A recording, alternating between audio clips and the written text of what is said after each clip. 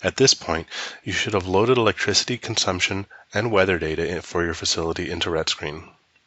Heating and cooling degree days are useful measures to quantify how much heating or cooling your facility may require as a result of the outdoor temperature. It's a measure of the number of degrees during a day that are above or below a reference temperature. And while there are a handful of instances where you might use outdoor air temperature directly to model performance, the majority of buildings respond very well to heating degree days or cooling degree days as independent variables.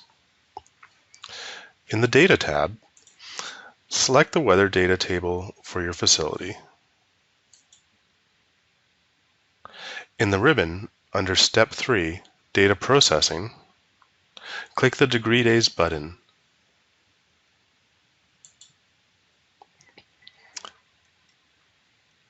In the dialog box, choose whether you want to calculate heating degree days, cooling degree days, or both. Select the data table where the weather data is stored,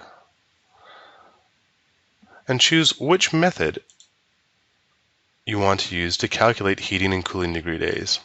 If you're curious about the difference between method 1 and method 2, you can click the question mark button and it will provide a description. The short version is that method 2 can sometimes do a better job of reflecting system behavior during shoulder months when there can be a wide spread between temperature highs and lows. Choose your reference temperatures where heating or cooling kick in. If you don't know what they are, you can leave them as the default values and adjust them later on. Clicking the green arrow button will now calculate your heating and cooling degree days.